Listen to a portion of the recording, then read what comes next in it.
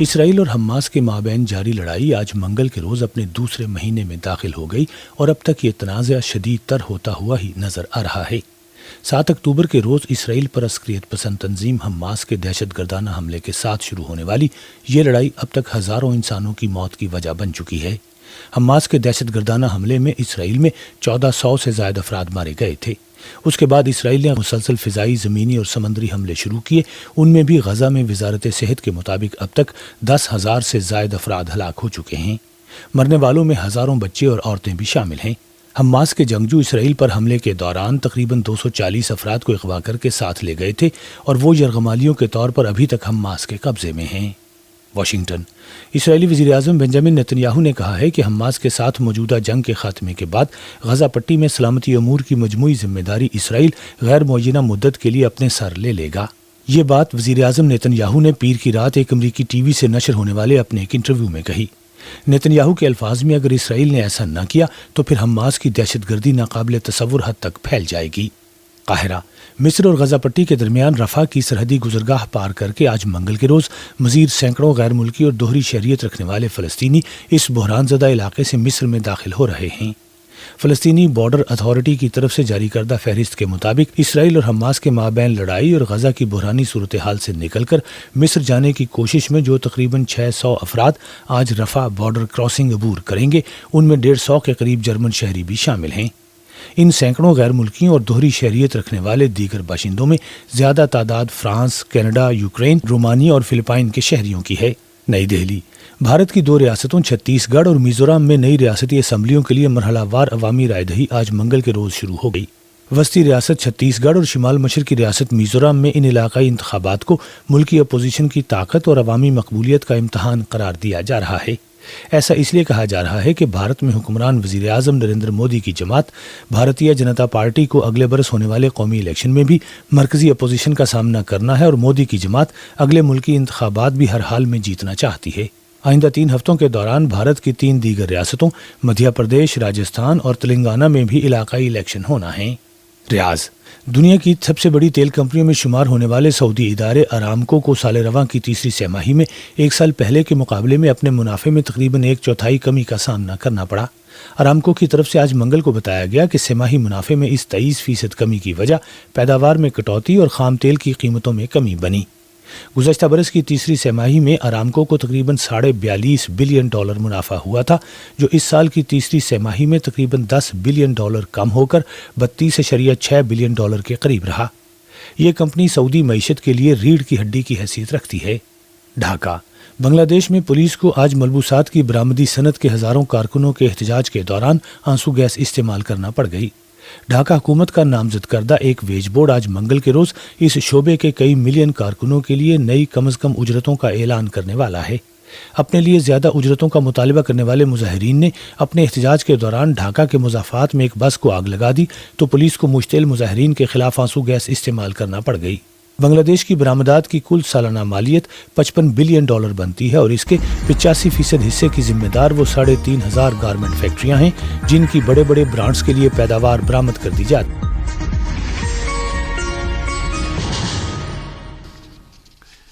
غزہ پر آج 32ویں دن بھی غاصب صہیونی حکومت کے جارحانہ حملے جاری ہیں، جس میں متعدد فلسطینی شہید اور زخمی ہوئے ہیں۔ جنوبی غزہ کے علاقے رفح پر صہیونی حکومت کے حملے میں 14 فلسطینی شہید ہو گئے۔ صہیونی حکومت کے اس حملے میں آنروا سے متعلق اسکول پر حملے میں متعدد افراد زخمی بھی ہوئے ہیں۔ اسی طرح صہیونی حکومت کے بمبار طیاروں نے رفح کے مرکز میں ایک تجارتی مرکز کے قریب واقع عز الدین عزام کے گھر پر حملہ کیا۔ دوسری جانب غزہ میں قدس ہسپتال اور کمال عدوان ہسپتال کے اطراف میں صہیونی حکومت کی بمباری میں متعدد افراد شہید اور زخمی ہو گئے کہ جن کی ابھی صحیح تعداد معلوم نہیں ہو سکی ہے۔ گزشتہ 32 دنوں سے غزہ کے نہتے اور مظلوم عوام کے خلاف صہیونی حکومت کی بربریت میں اب تک 10,200 کے قریب فلسطینی شہید ہوئے ہیں، جبکہ 27,000 کے قریب زخمی ہوئے ہیں۔ دوسری جانب فلسطین کی وزارت صحت نے اعلان کیا ہے کہ غرب اردن میں ایک اور فلسطینی کی شہادت کے ساتھ ہی 7 اکتوبر سے اب تک غرب اردن کے شہداء کی تعداد 172 ہو گئی ہے۔ دریں اثنا ایک اور فلسطینی نامہ کی شہادت کے ساتھ ہی آغاز جنگ سے اب تک شہید ہونے والے نامہ نگاروں کی تعداد 48 بتائی جا رہی ہے۔ صہیونیوں نے شمالی غزہ میں واقع جبالیہ پر حملے میں ایک مسجد کو بھی شہید کر دیا۔ اسی دوران غزہ کے العودہ اسپتال کے ڈائریکٹر احمد مہنا نے منگل کی صبح اعلان کیا کہ اس طبی مرکز کے 80% مریض بچے اور خواتین ہیں۔ مہنا نے کہا کہ ہمارے پاس اسپتال میں 60 مریض ہیں، جن میں سے کچھ کی جسمانی حالت تشویشناک ہے جبکہ بعض دیگر مریضوں اور زخمیوں کی حالت تشویشناک نہیں ہے۔ انہوں نے مزید کہا کہ ہم اسپتال کا کام جاری رکھنے کے لیے ناممکن کو ممکن بنا رہے ہیں، لیکن اسپتال میں ایندھن ختم ہونے کے بعد ہمارے پاس کوئی دوسرا راستہ نہیں ہے۔ انہوں نے اطلاع دی ہے کہ صہیونی حملوں کی بندوقوں سے نکلی ہوئی گولیاں اسپتال کے صحن تک پہنچ گئیں۔ آخر میں غزہ کے العودہ اسپتال کے ڈائریکٹر نے کہا کہ اسپتال میں اسٹریٹجک اور لاجسٹک سامان اور آلات ختم ہونے کے قریب ہیں۔ غاصب صہیونی حکومت غزہ کے خلاف کسی بھی طرح کے انسانیت سوز جرائم سے گریز نہیں کر رہی ہے اور اب اس نے غزہ اور جنوبی لبنان پر اپنے وحشیانہ حملوں میں وائٹ فاسفورس بموں کا استعمال شروع کر دیا ہے۔ غاصب صہیونی حکومت وحشیانہ جارحیت کا مظاہرہ کرتے ہوئے غزہ اور جنوبی لبنان میں اپنے اہداف کو وائٹ فاسفورس بموں سے نشانہ بنا رہی ہے۔ وائٹ فاسفورس بم ایسے زہریلے کیمیاوی بم ہیں جن کے پھٹنے کے بعد ان کے اندر موجود کیمیائی مواد فضا میں ہی شعلہ آور ہو جاتے ہیں اور اپنے ہدف کو جلا کر خاکستر کر دیتے ہیں۔ ان بموں کے استعمال سے لوگوں کی کھال، دل، گردوں اور جگر پر بہت زیادہ منفی اثرات پڑتے ہیں اور لوگوں کی ہلاکت کا باعث ہوتے ہیں۔ ان بموں سے انسانوں کے پھیپھڑے بھی بہت جلد متاثر ہو جاتے ہیں۔ ان بموں سے مٹی پر بھی نہایت برا اثر پڑتا ہے اور نہروں اور دریاؤں میں پہنچنے پر پانی کے جانور تک اس سے ہلاک ہو جاتے ہیں۔ سن 1980 کے جنیوا سمجھوتے کے تحت ان ہتھیاروں کو ممنوع قرار دیتے ہوئے اس قسم کے ہتھیاروں کے استعمال کو جنگی جرم قرار دیا گیا ہے، جبکہ غاصب صہیونی حکومت جنوبی لبنان اور غزہ میں ان ممنوع ہتھیاروں کو عام شہریوں کے خلاف استعمال کر رہی ہے۔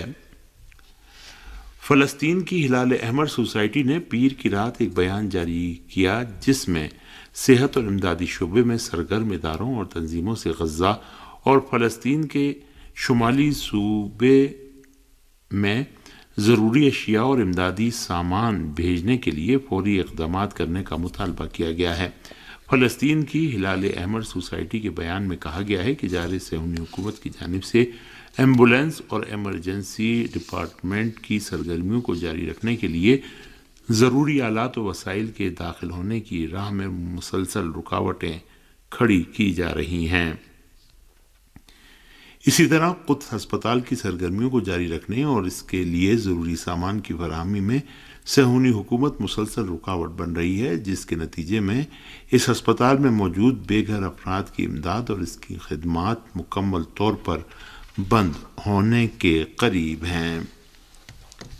یمن کی مسلح افواج کے ترجمان نے فلسطین کے مقبوضہ علاقوں کے اندر ڈرون طیاروں کے حملے کی خبر دی ہے۔ یمن کی مسلح افواج کے ترجمان نے کہا ہے کہ یمن کی مسلح افواج نے گزشتہ چند گھنٹوں کے دوران متعدد ڈرونز کے ذریعے مقبوضہ فلسطین کو نشانہ بنایا ہے۔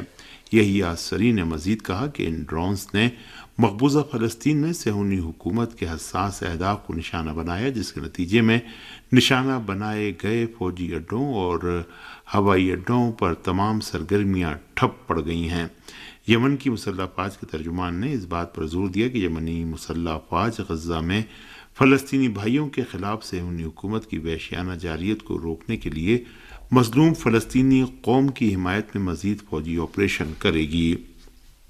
جمہوریہ ایران کے صدر سید ابراہیم رئیسی نے ہندوستان کے وزیر اعظم نریندر مودی سے ٹیلی فونی بات چیت میں غزہ میں صہیونی حکومت کے حالیہ جرائم کا ذکر کرتے ہوئے ان واقعات کے کسی بھی تجزیے کو اس کی اصل وجہ پر توجہ دیے بغیر غیر منصفانہ اور غیر حقیقت پسندانہ قرار دیا ہے۔ صدر سید ابراہیم رئیسی نے ہندوستان کے وزیر اعظم مودی کے ساتھ ٹیلی فونی گفتگو میں واضح کیا کہ فلسطینی مزاحمتی گروہوں کا جائز حق ہے کہ وہ غاصب صہیونی حکومت کے غاصبانہ قبضے کا مقابلہ کریں اور تمام ممالک کو فلسطینی قوم کی جدوجہد کی حمایت کرنی چاہیے۔ صدر ایران نے فلسطین کے استقامتی محاذ کے حالیہ آپریشن کو صہیونی حکومت کی فلسطینیوں کی سرزمین پر غاصبانہ قبضے، بچوں اور عورتوں کے قتل اور فلسطینی قوم کے تقدس کی بے حرمتی کی پالیسی نیز مجرمانہ اقدامات کا فطری رد عمل قرار دیا۔ انہوں نے خواتین اور معصوم بچوں کے قتل، ہسپتالوں، اسکولوں، مساجد اور گھروں پر اور رہائشی علاقوں پر حملوں کو قابل مذمت قرار دیتے ہوئے کہا کہ کسی بھی انسان کے نقطۂ نظر سے یہ جرائم ناقابل قبول ہیں۔